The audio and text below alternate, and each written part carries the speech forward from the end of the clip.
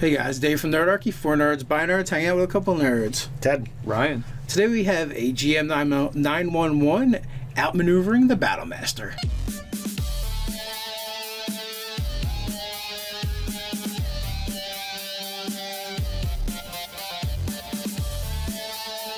If you have a GM 911, you can send it to nerdarchy@gmail.com or head over to our forums on nerdarchy.com.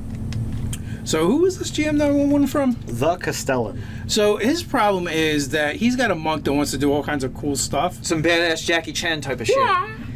Which I believe some of that stuff you get to do as a monk anyway with your kung fu fighting. My kung fu is greater than your kung fu. But some of the stuff he wants to do is more like trips and disarms and strangles and stuff that's not really it's not really covered that well in the PHB.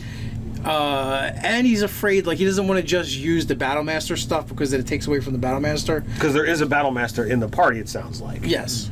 So the options are either allow him to use the rules straight out of the Battlemaster feat section without him taking the feat, which I think is the wrong choice, or you go by the combat maneuver section, Page 195 of the player's handbook. so that there's rules for doing things in combat that take your action.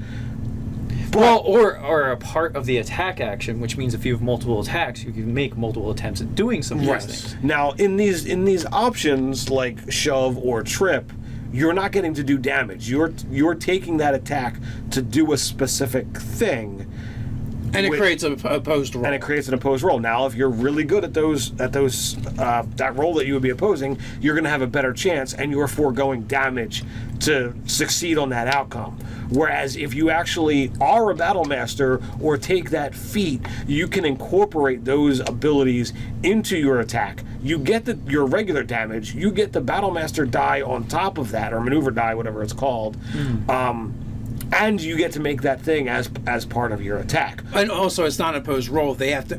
I mean, it is, but it's not. They have to make a pass a saving throw versus your preset DC, which saves you from that sucky will I roll a 1. It means it's got to be a 7. Ooh. Yeah, so there's like more swinginess that can happen when you make the opposed rolls of, say, a grapple or a shove attack. But since it's a saving throw, a lot of things in the monster manual are not proficient in saving throws. So Yes. it would literally just be their stat on the die, or their stat plus the die roll. So chances are pretty good when you get down to them making a saving throw. Odds are in your favor. And so the Battlemaster should be more consistent and better at pulling off those maneuvers. And also, one of the things was this DM didn't want it to be just, oh, well, the Battlemaster just does more damage. Well, in combat, that's a big deal. You're doing weapon damage plus an extra D8. And plus making the thing happen that you want to happen. And remember, damage is just an extrapolation of what's going on, and damage and hit points is just an extrapolation of the combat that's going on. It isn't always just hitting the monster. It's wearing them down. Yeah. It's tiring them out. It's psyching them out. There's a lot more factors that are going into this. This D&D is not a simulation as game. It's an abstraction of combat. Right.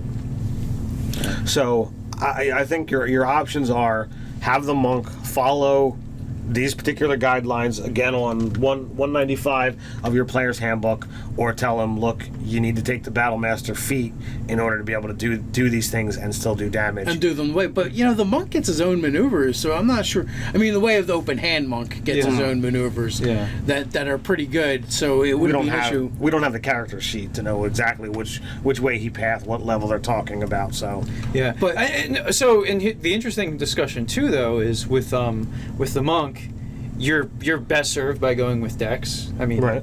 Out and out. Things like grapple, and actually basically shove, grapple, probably even disarm, are reliant on strength.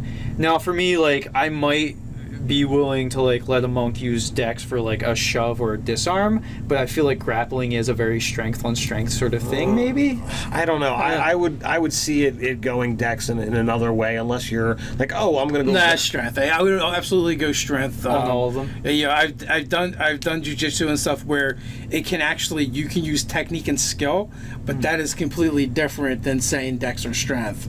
You know, they're learned skills. Okay, So, yeah. You know, so that would fall more under like the proficiency. Well, I was saying kind of for category. opposed roles, he would be able to use dex, but he wouldn't be versing the other person's dex. The other person would be using their strength. Well, generally with those, it's strength or dex, whichever. For the defense. For the defense, of the yeah. role. But for the attacker, it's usually set. Okay. So a shove is going to be strength. Yes.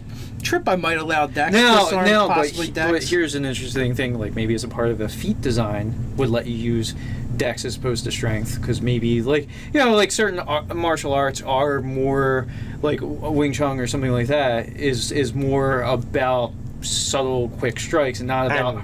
And again, brute strength. that speaks to Dave's point about it being a trained thing as opposed to someone dabbling. Yeah. So, but maybe there's a. But I there believe is a the feat Battle design. Master, for a lot of them, it's strength or dex for the save, where like they get the option. Yeah. So again, that's another reason why the Battle Master is slightly Reinforces better. it. Yeah, because they're and again, it's going to be more consistent. They're going to probably be using their better stat when it comes to these maneuvers. So again, like disarm isn't in there, but like I would just use the shove rules, and the shove rules also incorporate knocking someone down as well. So the shove rules would allow you, following those rules gives you the disarm, the trip, and the shove. And when you knock them down, it's important to then kick dirt in their face when you do it. Always when you shove someone down, you kick dirt in their face. It's like written right there. Yeah, as Ryan writes it in pen and Ted's book. Yeah. There you go, Ted. So if you have any further suggestions for the Castellian and this monk outmaneuvering the Battle Master, put your comments down below. While you're at it, like, share, even subscribe. You can find us over on Twitter. Can patronize us in a good way at Patreon. So until next time, stay nerdy. nerdy.